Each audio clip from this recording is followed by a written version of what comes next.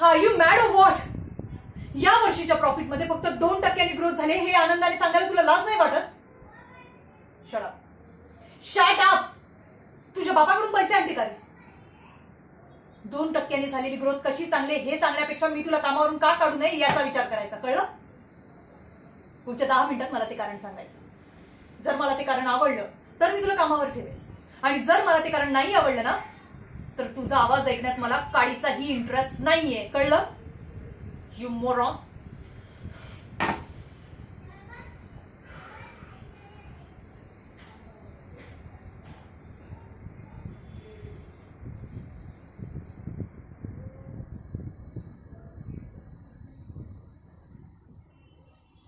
मी सांगितलं अगदी तसंच आहे.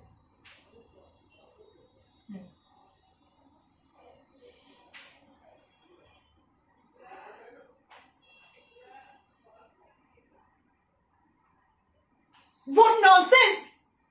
तू या शुगर घातलीस? इतकी वर्ष माझ्याकडे काम करतेस, तुला माहित नाही आय हेट शुगर. गोड बोलणं आणि गोड खाणं मला पचत नाही. माझं डाएट बिघडतं. काय कमी आहे? चुकून घडलं, चुकून घडलं. आता काय करायचं? मी सगळं साफ करून देऊ? मी करते. अरे सॉरी. काय चुकून कळलं ना तुझ्याकडून? तू जा जा जा. एक मिनिट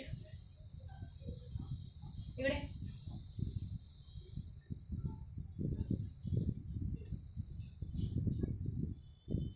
काय ना, माझे बाबा मला नेहमी म्हणायचे की जर एखादी चूक झाली तर ती चूक त्याला पुन्हा कळू नये त्याच्याकडून, म्हणून त्याला एखादी शिक्षा द्यायची.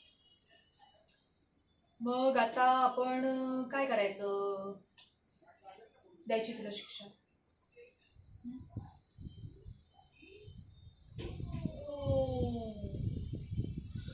हे बघ हे बघ हे बघ हे बघ, तू खरंच रडू नकोस. मी तुझ्या चांगल्याचा विचार करते. तू माझी गोड असिस्टंट आहेस की नाही? मग तुझ्या हातून चूक झालेली मला कशी बघते?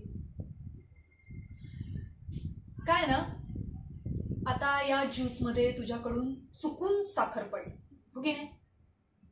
मग आता मुद्दाम साखरेचा डबा घ्यायचा आणि चुकून तो साखरेचा डबा संपवायचा. हा हा हा हा म्हणजे काय, एकदा का साखर संपली की घरात साखर उरणार नाही, आणि मग तू ती चुकून ज्यूस मध्ये घालणार नाहीस आणि चुकच होणार नाही, हो की नाही? हा, is that clear? Is that clear? Good. Ready? Oh, my sweetheart. Your sweet time starts now.